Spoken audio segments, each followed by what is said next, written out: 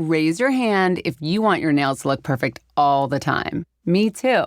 I'm Sarah Gibson-Tuttle, the founder of Olive & June, and this is exactly why we created the Gel Mani system. We wanted to make it possible for everyone everywhere to give themselves a beautiful manicure at home with our tools and our gel polish that lasts up to 21 days. Each manicure with our system comes out to just $2. That's right, $2. No more $60, $70, $80 salon trips that take hours. Now you can paint your nails on your time and love them more than ever. And by the way, when people ask you where you got your nails done, you're going to proudly brag that you did them yourself. And here's a little something extra. Head over to oliveandjune.com and get 20% off your first Gel Mani system with code GELMANI20. That's code GELMANI20 for 20% off your first Mani system at oliveandjune.com/GELMANI20. You're listening to the Archaeology Podcast Network.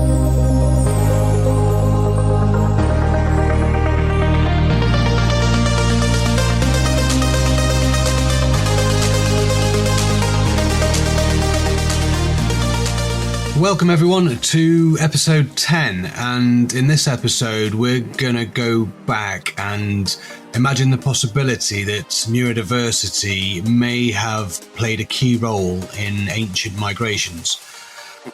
So to play with this idea, I have creatively hypothesized the first people to step foot in the Americas were similar in circumstance, I suppose, to the first settlers. Not that they were, obviously, not according to archaeology anyway.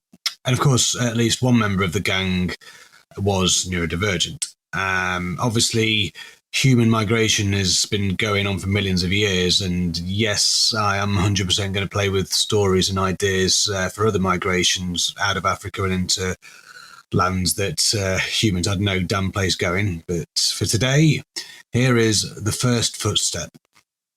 Tuka pulled his furs tight around a biting wind. The ice had been retreating for generations, but here, on the edge of the world, the air still carried the sharp scent of glaciers. He dug his toes into the frozen soil beneath him, feeling its firmness, its reality. His heart pounded. He was about to step when no one had stepped before. He hesitated, staring at the vast land stretching beyond the water's edge. The others whispered behind him, their breath misting in the air. They didn't understand why he lingered. Tuka's mind worked differently. Always moving, always questioning, always seeing what others missed. He could not simply walk forward without knowing what lay ahead, without imagining every possibility. Behind him, Shah sighed. Tuka, it's just land. Tuka turned, frowning. But it isn't. It's new land, untouched. Different. What if the spirits here are different too? She grinned, nudging his shoulder. Then maybe they'll like you better than the old ones. The others chuckled, but beneath their laughter was uncertainty, because if Tuka was right, they were leaving behind everything they had ever known. Tuka had always been different. Even as a child, while the others learned to hunt and fish, he'd been more interested in the way the river cut through the land, and how the stars shifted with the seasons, and how the mammoth herds followed invisible paths carved into the tundra. He had been the first one to notice when the great beasts stopped coming. Well, as often, their numbers were growing thinner. He had seen the ice melting faster than before. The land was changing beneath their feet, but no one wanted to listen. It had always been this way, the elders told him. The herds leave, and they return. The ice melts, and it grows again. This is the way of things. But what if it wasn't? Tuka wasn't the only one who had grown tired of the old ways. His closest friends, Shah, who always questioned authority, Reki, the best spear maker in the clan, and Bok, who could run faster than the wolves, had spent their lives feeling the same restless pull. They had whispered about it for years, always careful not to be overheard by those who still clung to tradition. They were tired of hunting the same lands, of following the same migration routes, of listening to the same stories about ancestors who had supposedly lived the exact same way since the beginning of time. They wanted something new. Tuka didn't know why he was different, why he couldn't just accept life as it was. He only knew that standing still felt wrong. And now he was risking everything for a future no one else could see. They had not left the clan easily. The elders had fought them every step of the way. "You are chasing ghosts," grandfather had said, gripping Tuka's arm with weathered hands. "There is nothing beyond the ice, nothing but death." Tuka had met his gaze, heart pounding. "Then let us find that out for ourselves." They had left at dusk when the sky burned red over the tundra. Some had watched them go with pity, others with anger. And some, those who had once called Tuka a dreamer, watched with something like fear. Because if he was right, then everything they believed was wrong. The ice had cracked, giving way to a narrow channel of water. Not wide, not yet, but widening. The land bridge would not last forever. The others had hesitated. They were hunters, not swimmers. They feared the deep water, feared what lurked beneath. But Tuka had studied the currents, the way the sea pulled and pushed. He had watched the seals slip through the waves, their bodies moving like thoughts made flesh. So he had learned. So he showed them. He had built a raft from driftwood and sealskin, testing it first in the shallows. He taught them how to paddle with the tide, not against it. And when the time came, he led the first crossing. Now here they were, standing on the other side. Shah rolled her eyes. Tuka, step forward or step aside. He inhaled sharply, pressing his palm to the ground. It was warm, warmer than Beringia had ever been. A strange scent rose from the earth, different from the cold, dry tundra they had known. It smelled alive. He closed his eyes. In his mind he saw what could be, the people moving south, finding new rivers, new animals, new ways to live. He saw villages where none yet stood, fires burning against the night, children laughing. He saw his descendants, hundreds, thousands of them, walking paths not yet made. His heart steadied. Tuka stepped forward, the first step into a new world. So, that was an example, or an attempt at least, to imagine the moment when the first neurodivergent humans set foot in the Americas. Now, we don't know exactly who that person was, obviously, but we can imagine. And so in the story, in the first footstep, we followed Tuka, who was a hunter, a dreamer, and someone who just couldn't sit still. So someone displaying some heavy, typical neurodivergent traits.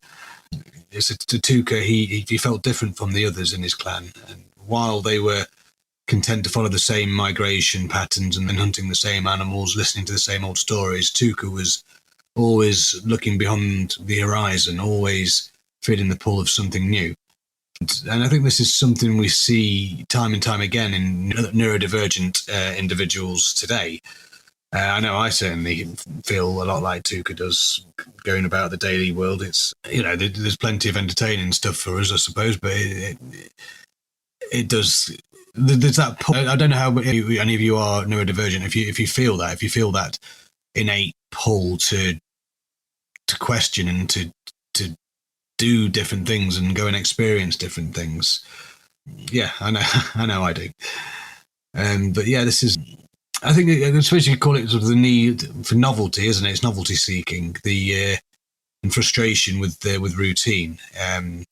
Again, that could just simply be down to lack of dopamine for going about the daily world, but yeah, there are other reasons of it. And it's not just about distraction or impulsivity. It's also about curiosity and needing to understand and think about deep things and sort of dive internally into your imagination and maybe try and see if what's in your head and how you feel can be seen somewhere in the world.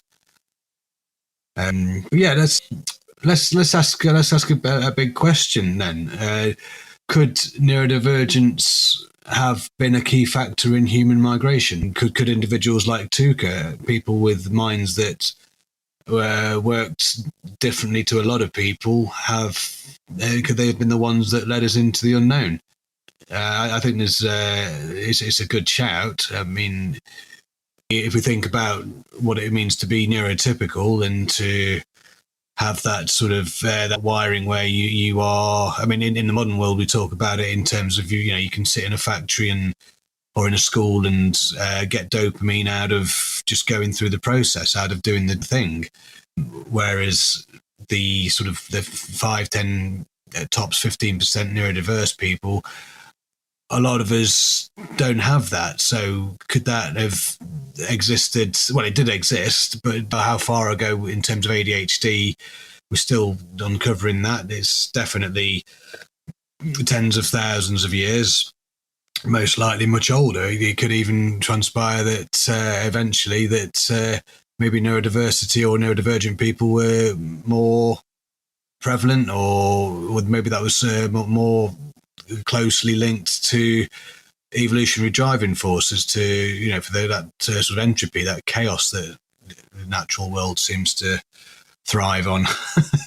Yeah, I mean, it's obviously a really interesting question. The whole concept is interesting about neurodiversity in the archaeological record, but I think when you zoom in and pick particular traits or particular events, it gets even more interesting, especially when you think about the significance of that and what that means as a neurodiverse individual today. If you're sat at home or in the car or wherever thinking, I don't belong here, or I don't feel good, I don't like myself, or I don't like this world, or I'm struggling to fit in, and all these things that the vast majority of us neurodivergent people do suffer with. Maybe if you take the Tuka's example, or and many other examples of if we're right on this, if neurodiversity did play a major role in migration, without people like us feeling the way that we feel, or the way our ancestors felt, where would we be? Would we even have got down out of the trees and gone up to the rocks? Would we have gone out of Africa? Probably not. I think this is a really good example of where neurodiversity could well have played, and it's very likely that it's played a major role in getting us to where we are today. And yeah, you can take a cynical look on that and think, well, we were better off where we were, better off not being here, the planet would have been better and all that. But the story's not over. We've got a long way to go. We can correct all that. We can learn from our mistakes. And I think neurodiverse people today are likely to have a massive, massive role in what the future could look like and just how good that could be. We've colonized the planet, and we might have cocked it up a little bit for now, but hopefully we can reverse some of that and may carve a better future. And then what next? Where are we off next? I mean, I know my imagination takes me out into the universe, into different planets and dimensions. So I don't know who's going to be that person. Who's going to be Tuka, who goes into the fourth dimension, or into the next universe? Anyway, I'm going off on one there, so I'm gonna cut it short there. I'd love to know what you lot think. Please do get in touch if you've got anything you'd like to add to the discussion. But for now, thanks so much for listening, and I'll see you next time. Thanks very much. Bye bye.